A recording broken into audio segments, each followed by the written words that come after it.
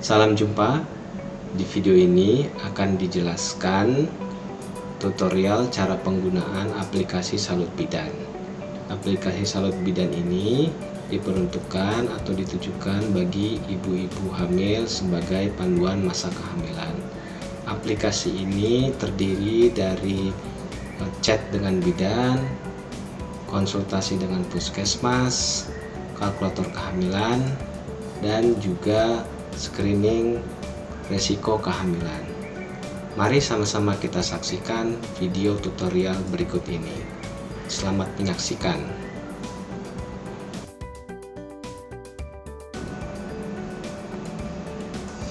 Video ini diawali dengan instalasi aplikasi, di mana aplikasi ini dapat diinstal dengan nama file salutbidan.apk. Kemudian tahap berikutnya adalah membuka aplikasi. Tampil Salut Bidan Flash, dan ini adalah dashboard daripada aplikasi Salut Bidan yang terdiri dari chat dengan bidan, konsultasi dengan puskesmas, kemudian kalkulator kehamilan, dan screening mandiri, ditambah juga dengan bahan bacaan untuk ibu hamil berupa artikel.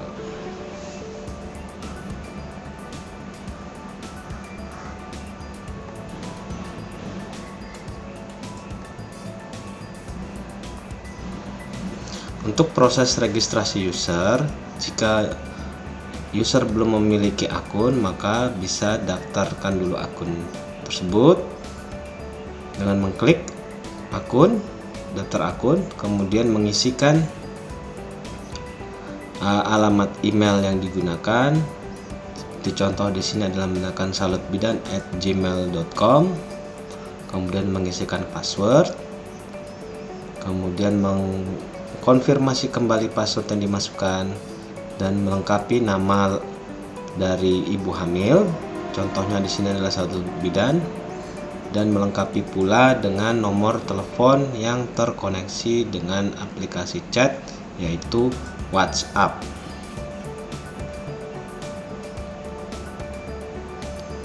Jika semuanya form registrasi telah terisi, lakukan klik daftar dan akan ada tulisan berhasil daftar, silakan verifikasi email terlebih dahulu. Jika sudah terdaftar, maka verifikasi akan tampil di email. Kemudian klik di sini untuk verifikasi. Maka setelah itu akan di-direction ke aplikasi Salut Bidan. Selanjutnya untuk user login, dimasukkan kembali alamat email yang telah didaftarkan. Seperti di sini contohnya adalah salutbidan@gmail.com dengan password yang sudah didaftarkan.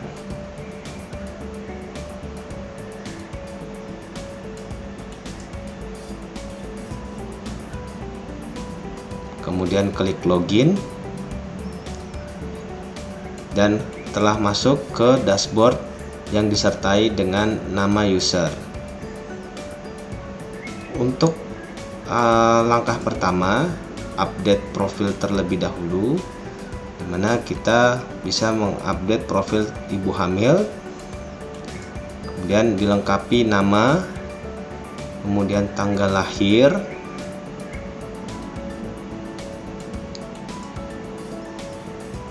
misalkan di sini terlihat bahwa di set tahun, bulan, dan tanggal.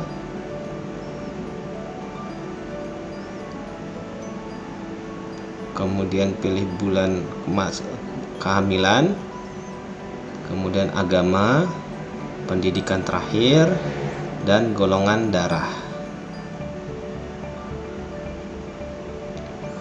Disertai juga dengan data pekerjaan saat ini.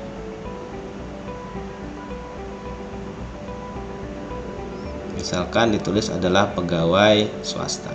Kemudian bisa mengupload gambar atau foto. Jika sudah, silakan klik lengkapi.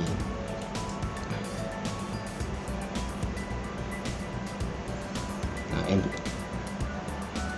data profil ini dapat juga di-download ke dalam sebuah file yang nanti dalam bentuk PDF. Silakan diklik bagian download.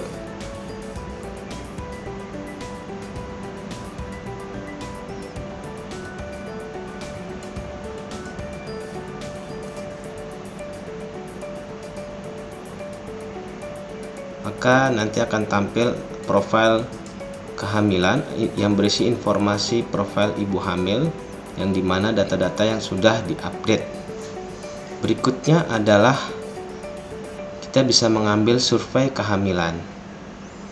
Survei kehamilan ini terdiri dari beberapa pertanyaan, diantaranya pengukuran tinggi badan cukup 1 kali, kemudian penimbangan berat badan setiap kali periksa, kemudian pengukuran lingkar lengan atas,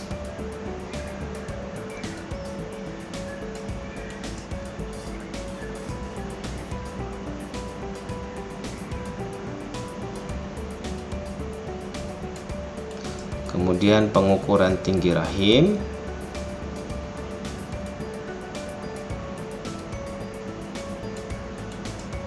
penentuan letak janin dan penghitungan denyut jantung janin,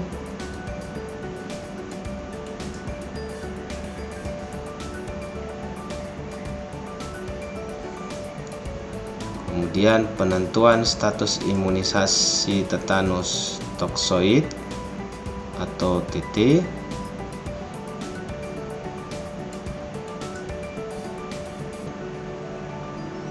kemudian pemberian tablet tambah darah,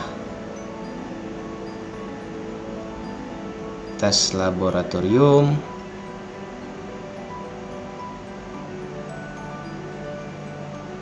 konseling atau penjelasan,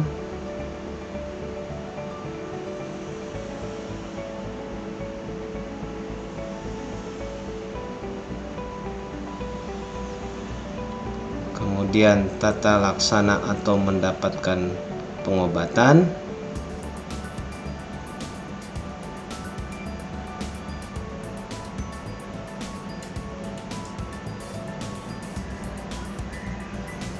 perawatan sehari-hari, istirahat yang cukup, menjaga kebersihan diri, boleh melakukan hubungan suami istri selama hamil, aktivitas fisik yang seharusnya dihindari ibu hamil selama hamil, kemudian persiapan melahirkan,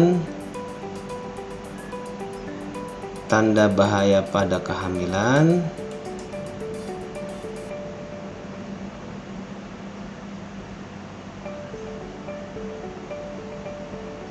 masalah lain pada masa kehamilan,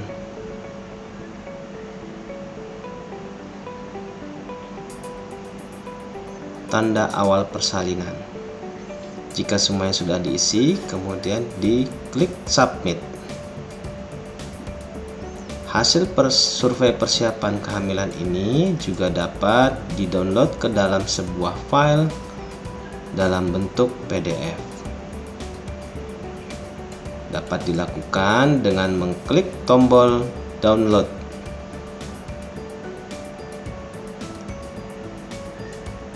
Dan hasilnya satu buah file PDF yang berisi survei kehamilan yang telah diisi.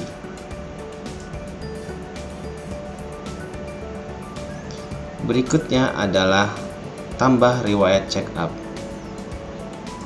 Ibu hamil dapat menambahkan riwayat check up berdasarkan tanggal check up terakhir. Kemudian dapat dilihat riwayat check up, di mana riwayat check up ibu hamil adalah 4 kali. Pertama, kedua, dan ketiga serta keempat. Untuk layanan berikutnya dapat layanan ibu hamil chat dengan bidan, di mana user dapat berkomunikasi langsung dengan bidan-bidan yang telah tersedia dalam aplikasi. Dalam hal ini ada 5 puskesmas yang tersedia di Kota Depok yang sudah ada dalam aplikasi ini. Setiap satu puskesmas terdiri dari 1 bidan yang telah terdapat profil berupa foto dan juga nomor kontak yang langsung bisa dihubungi. Layanan berikutnya adalah layanan kunjungan puskesmas, di mana data-data informasi mengenai puskesmas termasuk fasilitas puskesmas, kemudian nomor telepon yang bisa dihubungi, lalu alamat atau lokasi daripada puskesmas langsung terkoneksi dengan Google Map dengan diberikan petunjuk arah, dan ketersediaan bidan yang ada.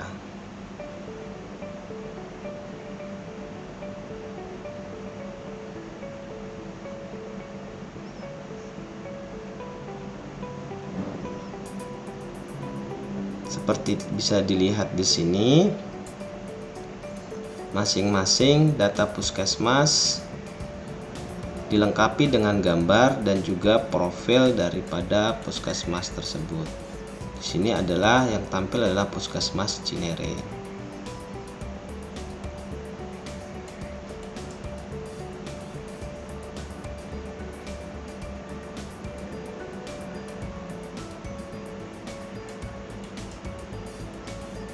Berikutnya Puskesmas Cimanggis.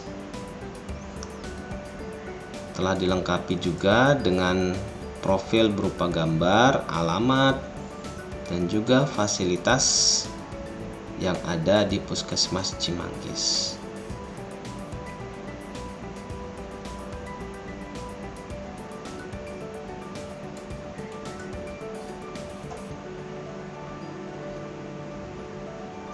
Berikutnya Puskesmas Beji, dilengkapi dengan alamat, profil puskesmas, dan juga fasilitas puskesmas, nomor telepon, petunjuk arah, dan bidan yang terdapat pada Puskesmas Beji.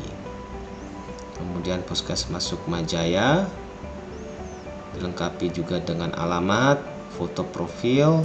Puskesmas Pancoran Mas yang dilengkapi dengan gambar, alamat, dan fasilitas yang tersedia. Kemudian layanan ibu hamil berikutnya adalah kalkulator kehamilan dengan memasukkan tanggal HPHT dari haid pertama dan haid terakhir dari ibu hamil, dan terdapat informasi perkiraan lahir dari ibu hamil. Berikutnya adalah screening mandiri. Ibu hamil dapat menambahkan screening mandiri dengan menekan tombol plus screening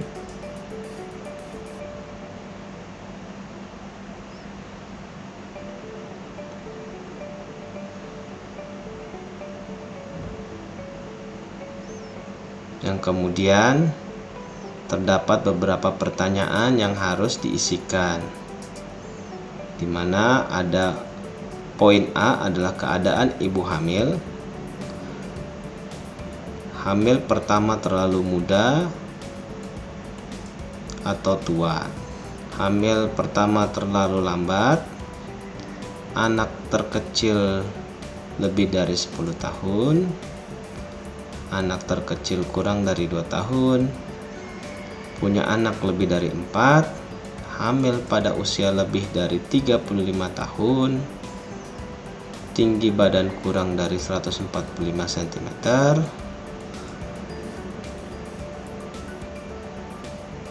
pernah gagal hamil, pernah melahirkan dengan tindakan vakum, pernah melahirkan dengan operasi sesar.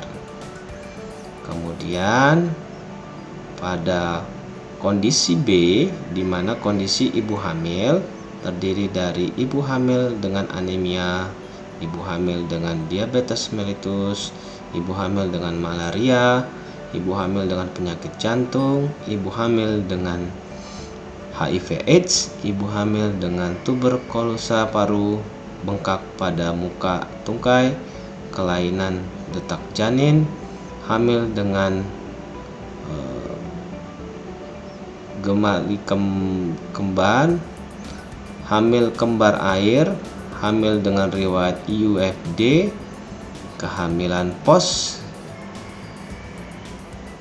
atau lebih bulan, perdarahan saat hamil, kejang pada hamilan, hamil dengan COVID, hamil dengan penyakit ginjal, hamil dengan autoimun, hamil dengan postpolite syndrome, ketuban pecah sebelum waktunya. Jika sudah, maka dapat dilakukan proses penyimpanan data. Setelah itu akan tampil skor, di mana skor ini akan menyatakan bahwa ibu hamil dalam kondisi tinggi atau juga dalam kondisi sangat tinggi dan kondisi sedang, di mana terdapat pula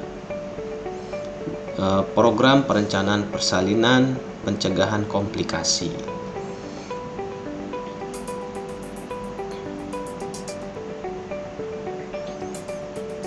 Untuk dapat melihat kembali, kita lihat di detail, maka di sini terdapat jawaban-jawaban dari pertanyaan baik di kondisi A maupun di kondisi B.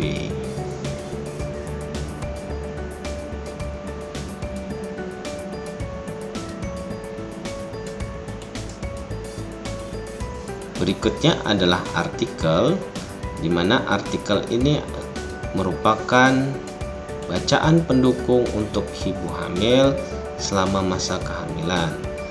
Bacaan-bacaan ini untuk menambah pengetahuan dan wawasan daripada ibu hamil. Artikel ini akan diupdate setiap waktu yang diperlukan untuk memberikan tambahan wawasan daripada ibu hamil.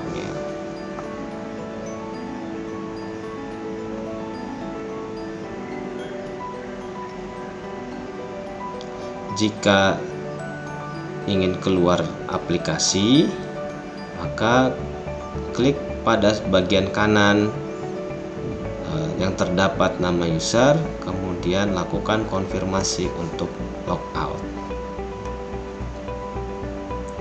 Sekian penjelasan mengenai penggunaan tutorial aplikasi Salut Bidan.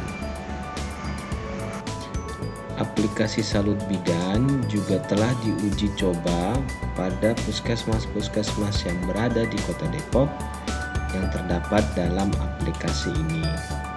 Respon baik didapatkan dari para pengguna, yaitu ibu hamil yang telah menggunakan aplikasi ini selama masa uji coba.